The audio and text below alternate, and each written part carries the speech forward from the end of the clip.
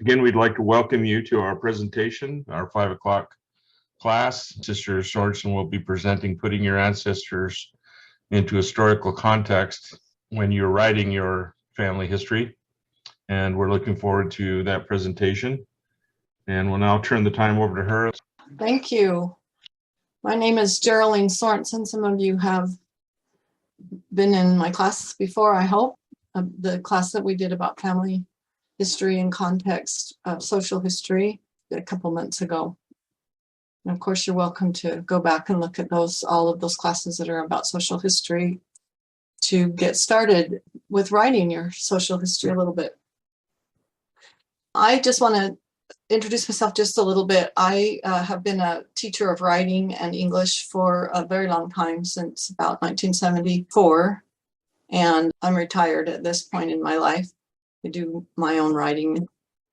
So this is a topic of great interest and love for me. Writing of any kind is really important to me, and I feel like everybody can do it. I've had lots of students in the past who didn't think they could write, and then they found out they could and often loved it and continued to write for a long time, even as they became adults. I taught Chief Petty Officers in the Navy for a while too, and they were especially thought, well, I can't do this, but as it turned out, they can do it too. So anybody really can write. So today we're going to talk about that in context of family history. And so family history really is stories. If you do it from that perspective, of course, you can just do genealogy and have data. But if you do it from the perspective of history, it really is stories. And that's also social history, because everybody lived in a culture. So when you're writing your family history, you're actually putting them into their culture and figuring out how their culture affected them and how they affected their culture. Okay, so where do you start if you want to write some social history or even just regular family history? I'd suggest again that you review my class that I did in June called Putting Your Family History into Context, Social History and Genealogy. And you can see that on YouTube. And you can also find it in our Family History Library's archive of these Sunday classes. So let's answer the question, what is family history? Social history, I mean. So history itself is the study of past events, and everybody knows that. But it's a lot more complicated than just that, because we look into so many different aspects of human affairs. So social history is fairly new. It's only been around for, I don't know, several decades, a few decades in serious scholarship, larger arch of human affairs, and looks at the normal people and how they lived, rather than just looking at the great people who affected huge swaths of history.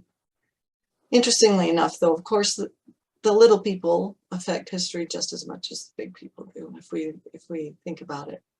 So if you're a social historian, and if you're a genealogist, you are, in a sense, a social historian, you'll study the common people who are in your family, the people who lived long ago who are related to you. So social history can be much more inclusive than the big picture history. And it can also be helpful for your descendants and yourself about the people's lives, how the larger things in the background that happened shaped your relatives and ancestors, and as well as the type of day-to-day living that we all do, of course. So why should we write it then? Why should we write it as social history? There are different ways to write family history. We talked about that just a little bit last in that first class that I did, but why should we write it as social history? And there are several good reasons. One is it makes it fun. It makes genealogy fun to take a story from your ancestor's life and actually put it into a context and into words that are interesting and exciting for people to read nowadays. And it also lets you discover something about other people's lives and other people's day-to-day existence, and even some of the interesting things that other people did. And that kind of takes you out of your own self. We have kind of a tunnel vision, I think, nowadays in a historical sense, because we often don't recognize that past people thought differently than we did, acted differently in many cases than we might, and had different ideas and different mores and so on. So it helps us discover that we are part of that past and that the past has affected us as well. And so that's really good for younger readers. A lot of people like to write family history for their grandchildren or their children and those who are coming after them so that they can connect as well to those stories from the past. If you just are the only one who knows them, then nobody else will ever be able to know those stories that you've learned in your life from your grandmother or your great-grandmother or whoever it was that you found the story about. So as you're doing this social history, you'll find new perspectives and new understandings, not only about history in general and your family's lives in general, but also about particular people and particular families in relation to the history in general that you're reading about. And last of all, it's just a great way to share your research. And I'm a real advocate of sharing your research and not just doing the work and hoarding it for yourself. Share it with other people. You've worked hard on it. You deserve to have other people recognize what you did. And this is something that you can do in that sharing aspect. So what kinds of writing can we do as a genealogist? As I mentioned, writing as a social historian is not the only way to write if you're a genealogist. You can write your own journal, of course, your own diary. That's actually genealogical writing. You can write memoirs. Now, memoirs are actually first-person memories, and so you're writing from your own perspective. You cannot write a memoir about somebody else. That is not possible because memoir just by definition is about yourself. Autobiography is also about yourself. Autobiography is different from a memoir because it's more about just an account of your experiences, whereas a memoir usually has some kind of a purpose in mind of a specific type of experience or what made you into the kind of person you are, the memories that are important to a particular theme. And people can write more than one memoir of their lives because they're not just recounting different experiences, they're putting together a composite of experiences. Historical fiction is just taking something that happened, whether it's about a specific person or whether it's about a queen or something like that, and writing a story about it that is not true. Basically, it's fictionalized. There may be facts in it that are true. The term itself implies, of course, that it is not truth, and there's a lot of things. Then the last thing I mentioned was biography, and biography is similar to autobiography, except for you're describing another person's life and talking about the things that happened in their life. So the last one is social history narratives and narrative essays, and that's what we're going to concentrate on today. And I will give, I think it's on the 9th, we'll start on continuing through some of these other genres of genealogy writing. Today, we're going to talk about social history narratives and narrative essays. So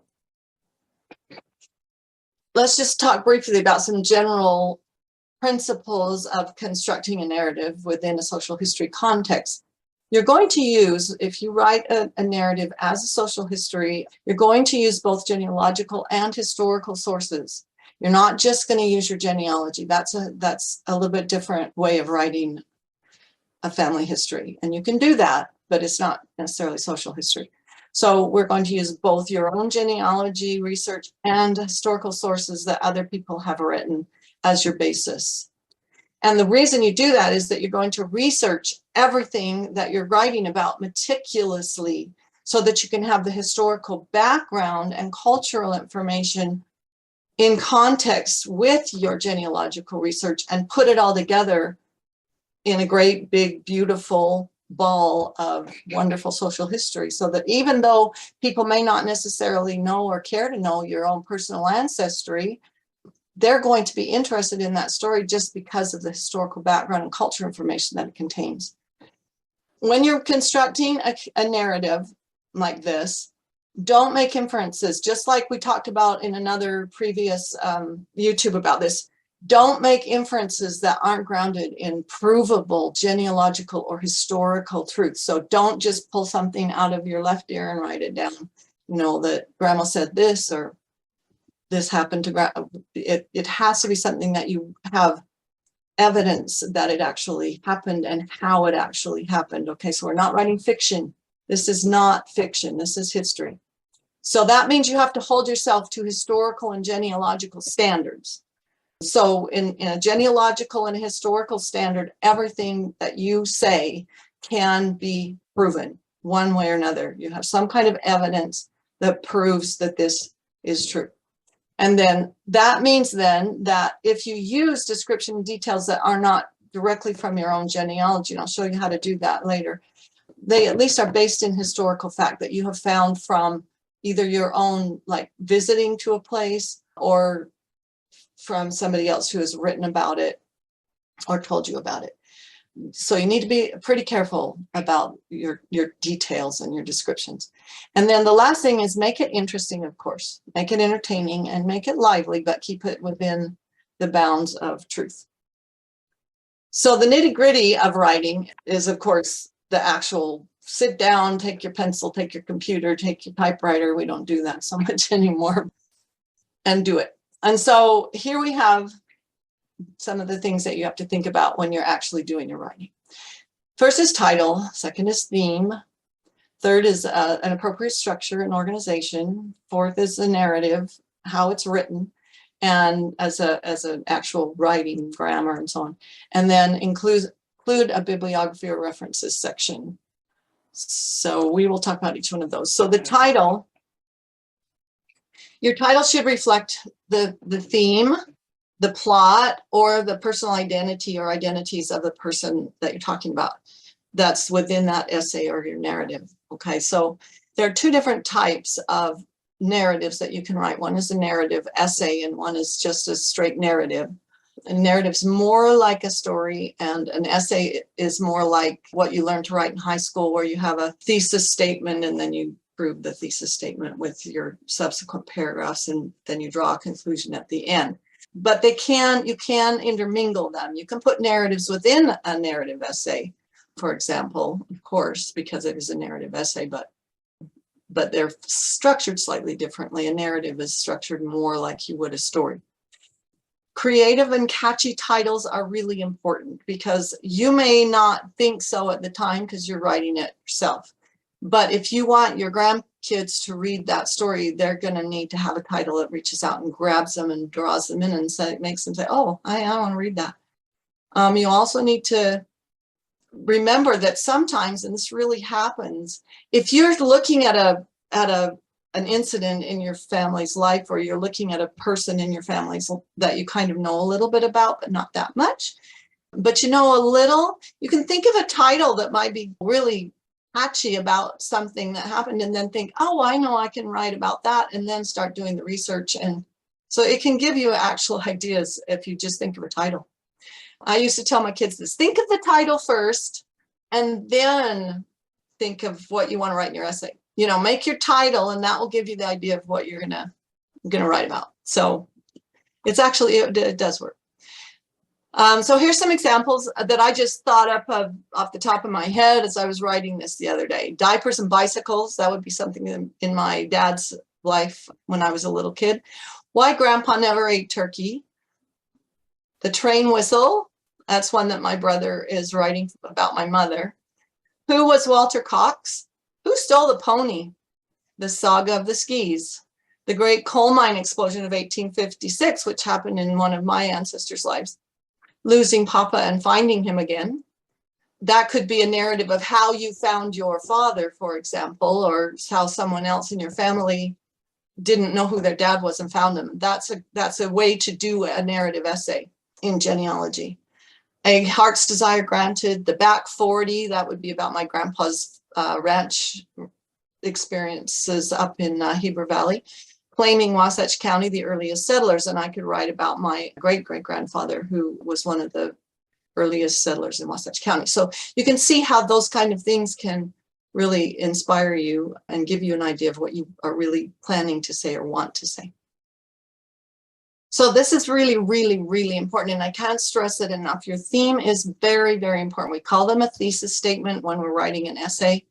We can call it a hypothesis when we're writing an essay, but when you're writing just a straight narrative, it's got to have a theme anyway, even if it's just seems like it's just a story. You have to have a purpose behind what you're saying. You can't just, throw it out there. There has to be some reason. Why am I writing this?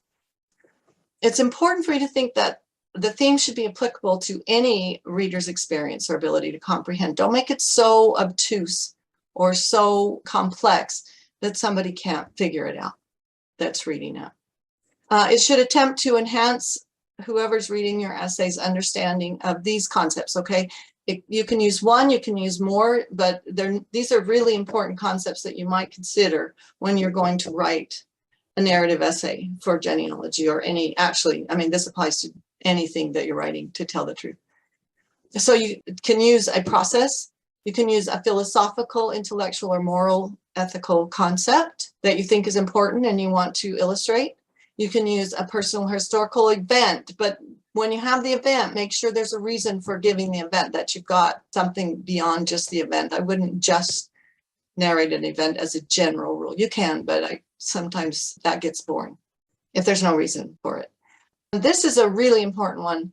To illustrate the character or behavior of an individual or a group of individuals, that can be so enlightening and wonderful to consider as a theme. And I would seriously tell you to consider that every time that you write a family story. So you can spell the theme out if you like. You can just write it out in a sentence or two sentences in your first paragraph or second paragraph, whenever you feel it comes as a place for you to put it, or even in the conclusion at the end. Or you can just imply it. And if you're good at that, then you can imply by the things that you choose to put into your narrative what your purpose is and what your theme is.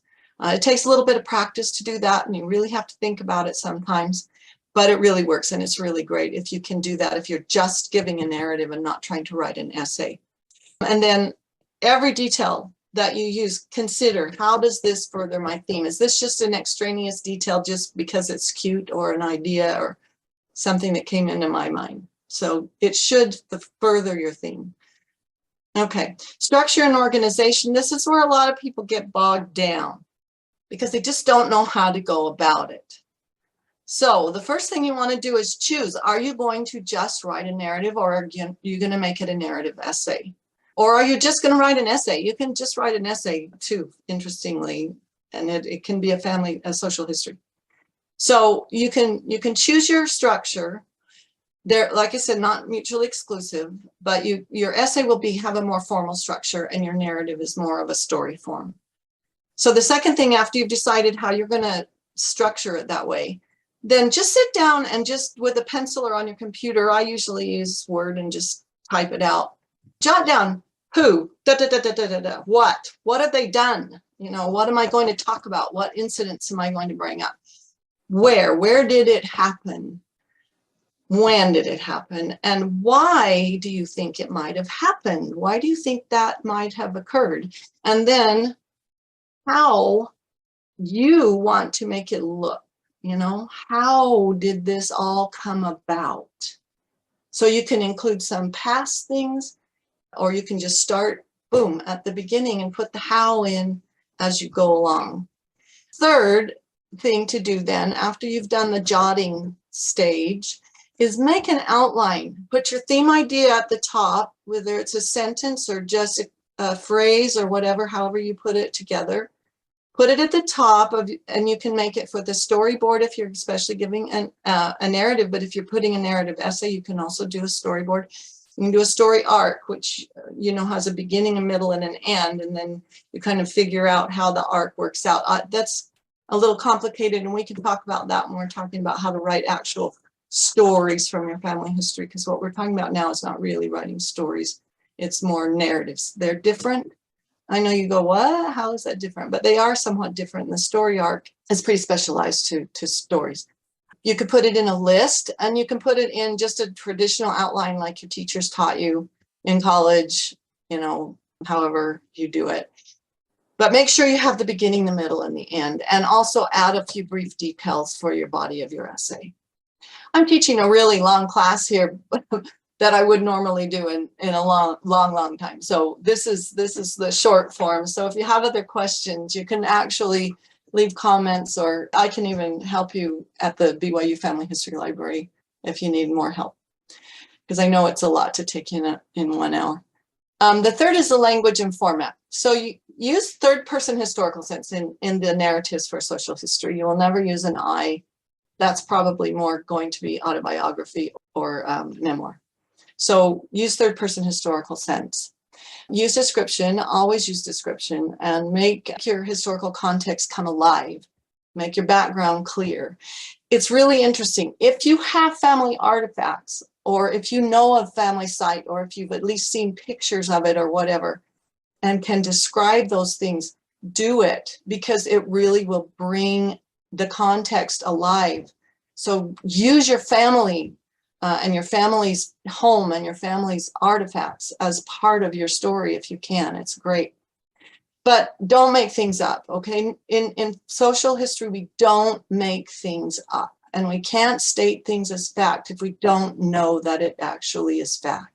So that's really important, because this is nonfiction.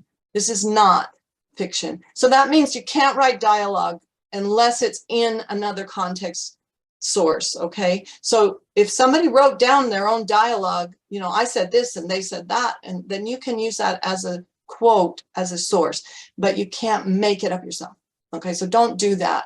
And don't say, oh, she felt terrible about it because, unless she wrote it herself in her journal. And then you can bring that journal entry actually into your narrative essay and say, she said about this, that's good enough, she felt this way. Okay, so that's the only really way you can do that. Details are factual, even personal details. Don't say your grandma wore a green dress to her wedding if she didn't really, and you don't know. Okay, so evidence-based conclusions. And if you don't know something is really a fact, you can say, this is a family story. I don't have any evidence of this, but this is what so-and-so told me, my grandmother told me. So make sure that is available to people so that they don't take things as fact that aren't really fact. Make your footnotes and your endnotes. We'll talk about that a little bit more. Add pictures and illustrations, but make sure that you attribute quotes, illustrations, and get permissions if you use other people's photos, especially living persons and other people's drawings, things like that. And last of all, don't be a bore. People can be so boring when they write history, right? You know that. You've read a lot of history and it's boring sometimes. Other history is fantastically interesting. So that's what you want to be, is fantastically interesting. Use your quotes sparingly, but importantly, use them when you need to. Don't just wander off into unimportant little details just because you know them. That is not important. Remember, we need to stick to the theme. If a detail furthers a theme, then use it. Let the story just kind of unfold from your heart. Tell it like it happened as far as you can understand. Don't comment on it necessarily unless you're writing an essay that has that type of a theme that is going to be, but within a story, don't comment on things. Just kind of let them sit out there. Describe them, and then the people who are reading it will get what you feel about it if you do it right. Don't just take a research, like I did this and I did this and then I found that and this fact and that fact and that. That is really super boring, and it's not what we're talking about here, okay? You can write those kinds of things, but that's not what we're talking about here, and that's really not very interesting to most people unless you're a really good writer. So don't summarize research for these. It's not a good thing. And don't just say he was born here, he went to school here, he went to the army in this year. Don't do that. That is also not social history. We're not writing that as family history. And you have FamilySearch.org and Ancestry.com for that stuff, so you don't need to do that. Okay, so bibliography and attribution is really, really important. That means you do footnotes or endnotes and you make a bibliography so that your sources are not just hanging out there somewhere in the ether and nobody can find them. So if you're really formal, you can use footnotes. If you don't want to be that formal, you can use endnotes. Either one is perfectly acceptable nowadays, but just be sure to use them somehow. Either way, it's really, really important that you use them. Secondly, bibliographies. You can use books, websites, any other documents, magazine articles, any kind of thing, that document that you have, you can cite as a bibliography. But if you cite a bibliography document or something, and it's not publicly available, you need to say, this is in my possession or something like that. Mostly bibliographies are for other people to use as a source themselves. And if they can't get hold of it, then it's frustrating sometimes. You can put your own sources that you have personally in, but make sure people know that they're not going to find those anywhere. And then the last one is use a manual. The Chicago Manual of Style, that's kind of the standard for a lot of publishers, but there are a lot of other different style manuals, but they all are acceptable. There's an article here, the top 8 free online style guides in English, and that's on thoughtcode.com. And it has a lot of suggestions of different manuals that you can get without having to buy one. So you can write that down. It's top 8 free online style guides in English on thoughtcode.com. So publishing your work, if you're interested in these links, I will have a PDF that's available, so you can get any of these out of there. So these are just some places, just 5 different places. There are a whole bunch of them that you can send them to. If you want to get published commercially, you can get a Writer's Digest, and they will, or go to writersdigest.com, and they have suggestions of where to send things. So there's a lot of ways to get published if you want to publish commercially. Okay, so there are ways you can publish just for yourself and your family as well. So if you want to publish commercially, find a place that you think would be interested in your subject, and then submit it to them. And don't worry about getting rejected. They reject thousands of people, but that doesn't mean that you're always going to be one of the people that gets rejected. So if you just want to share your work and not necessarily get it out there for the world to see, just for people who are interested in your family, most family tree sites have a way to upload stories. So if it's not too long, you can upload it into your family tree wherever it happens to be. Family Search particularly has one of the best memories platforms. And because it's a shared tree, your work actually will be available for anyone who's interested to read it by finding your ancestor and reading your work. You can also submit longer works that you do up to a book length to Family Search, and they will include it in their digital library. So that's something really cool that you can do, personal books. You can also start a blog or a website yourself and share your work online. When I was on my mission for the Church of Jesus Christ of Latter-day Saints in Africa, I had a lot of people who were interested in hearing my experiences, and I wrote them in a blog. And so then I had that as well for myself when I got home and wanted to write those experiences in a little bit different form. So blogs are great, and you can even have your own website if you want to. Usually costs a little bit of money.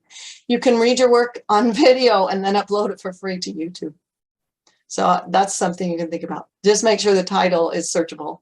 And then you can also self-publish if you want to, if you write like a book or something and you want to. My dad wrote a really large book that included genealogies and stories and memories from a lot of people. And he published it this way. So you can go, this is just one example, Family Heritage Publishers. I'm not saying that's the place to go, because they're just a whole bunch of them. And if you go to Roots Tech, they've got a whole passel of people who do this kind of publishing. So, and if you then have it, then you can sell it to people that, maybe in your family or whatever, just give it away however you want to. Okay, so now I have enough time. We will go through just a little bit of an experience. So this is an actual book, the Book of Moses, and this is another book that another person wrote about his son, James MacDonald and Sarah Ferguson. I'm not going to talk about this one, but you can see they're actual books, and they were written by amateurs and published just like what we're talking about. Now, the Book of Moses is really lovely. I don't know why she didn't include her name, Marianne Wilk MacDonald, on the cover or on the title page. I'm not sure why. Maybe she was just shy or didn't feel like she needed to be recognized. I don't know, but it's a really nice amateur social history. And this one really is a social history, and I'll show you why.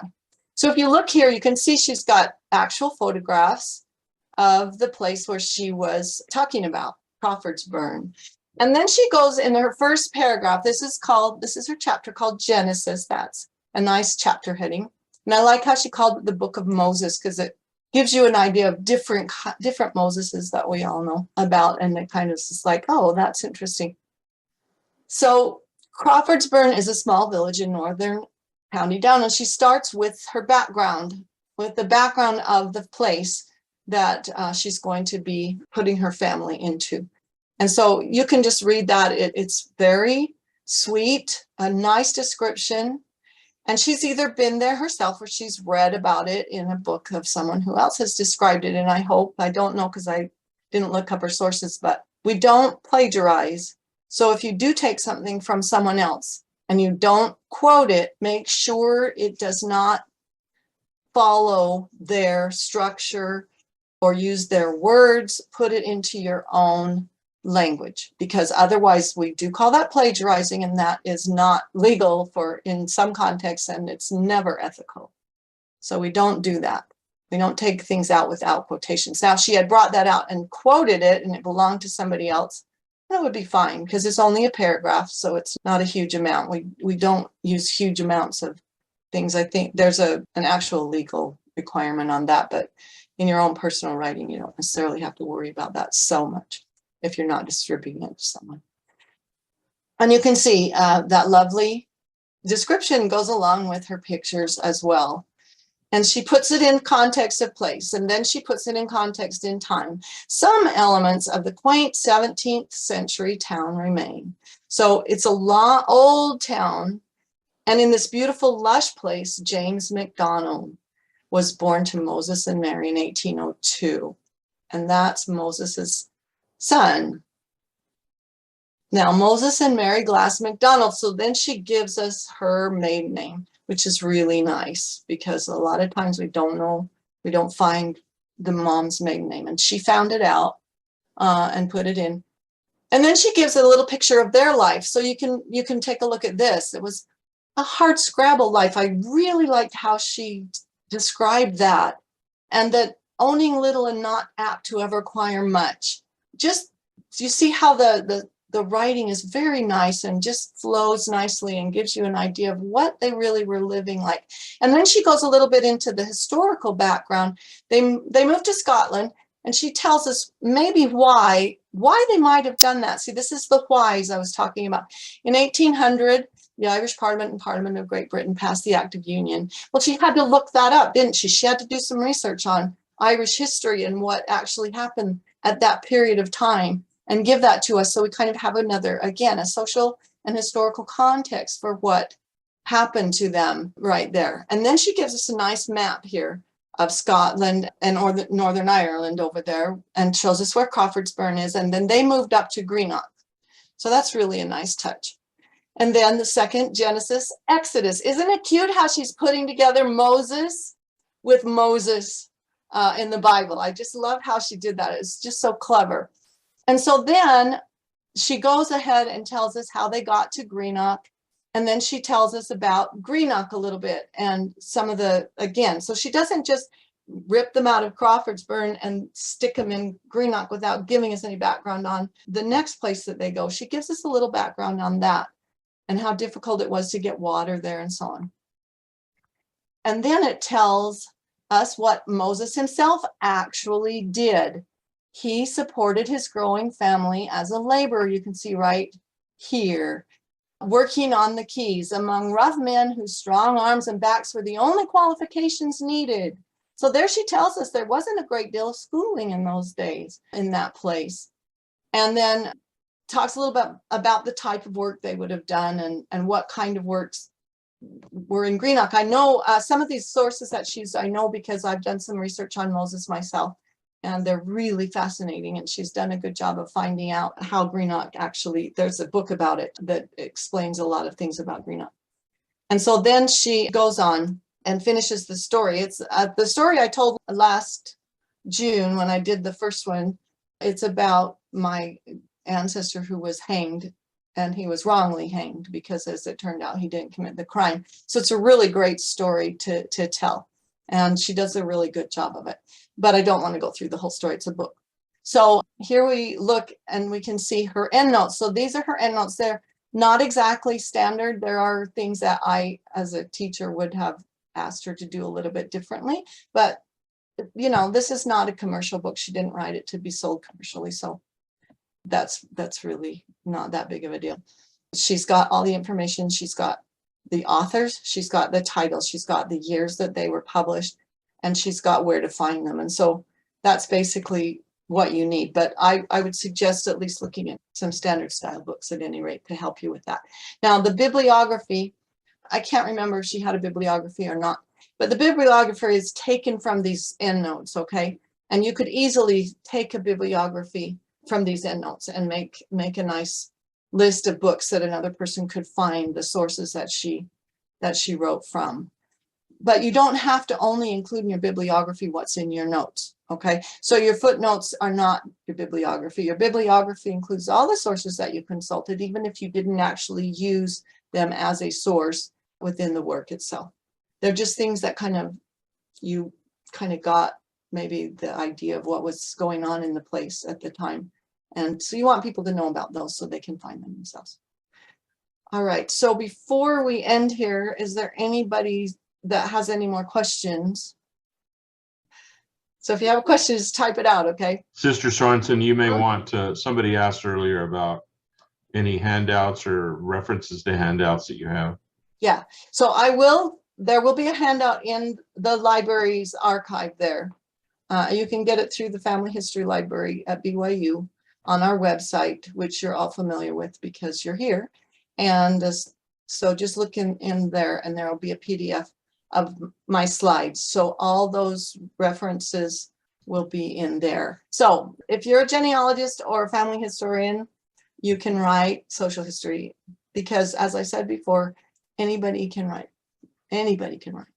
It's just a question of sitting down and just doing it and not worrying about yourself. It's who you're writing about and what you're writing about that's important. And that's what you want to think about as you're doing it, not like, how is somebody going to look at this? So you don't have to think, I can't do this very well. You can. And you can always get somebody to help you that can maybe do a little bit of editing for you or help you a little bit with certain other problems that you might have. So try it. Just try it. It's fun. And it's definitely worth the time and trouble for yourself and for those people who are going to read it, who are going to get something lovely out of what you've written. And it's also a tribute to your ancestors, to those who made you who you are. And so it's not just their lives that you're expressing, you're also in certain ways expressing your own life, even if it's not about you, because they are the ones who turned you into this wonderful person that you are. So I would really highly suggest just trying it and seeing what works out. And even if you can only write a page or two about something, that's fine. That's just great. And share it. And everybody will love it. And you'll just be so happy that you did that. There's a really good book called Bringing Your Family History to Life by Catherine Scott Sturdivant. She talks about social history in depth and detail, how it relates to genealogy. And if you're interested in that, you can get that book. I'm not sure it's still in print, but it is available as a used book. Jerroleen, there's a couple of questions in the Q&A I did notice. Is the Sample Moses book available online anywhere to read? That's a great question. And yes, it is. It is available on, guess where? Family Search books. So when you go to Family Search, I'm going to share my screen to another screen so I can show you how to get to that because I think it's really important. Family Search has so many great tools that a lot of people don't know about, and this is one of them. It's books. So when you come down here to books, it has an enormous digital library, and this the story of Moses is on there, and you can actually just put in Moses if you want and see what comes up. And there's Moses' helm.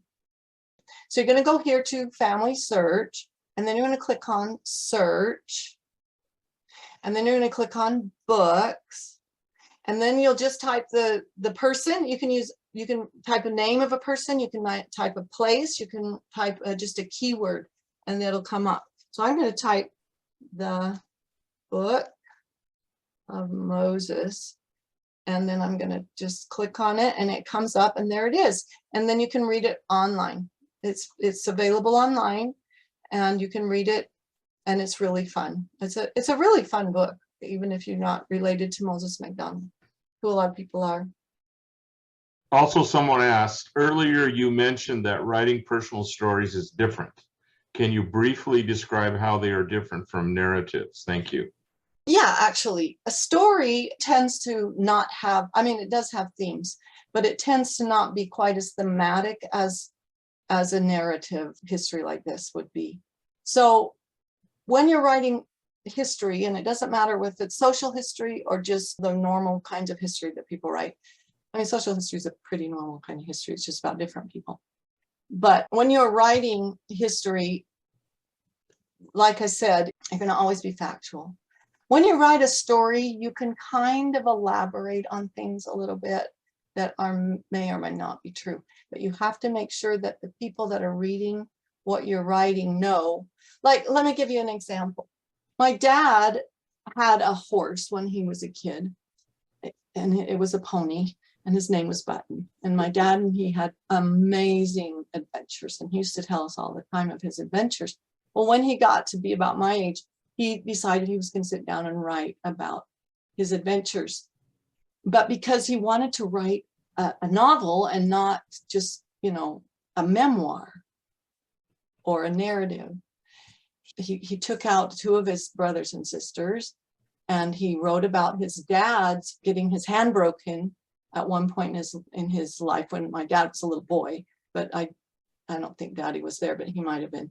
But so he wrote about that from a first person point of view, even though he was only about 6 when it happened. So that's actually historical fiction. And that's what we want to avoid when we're writing these kind of narratives. We want to avoid fictionalizing. They're great. My dad's story is beautiful and I love it. But I know I have to pick it apart and say, what part of this is real and what part of this is not, because he wasn't writing it as factual history. Hopefully that will be helpful to you. I love this, and I think it's really great stuff. So I hope everybody enjoyed it and can put your family history into context.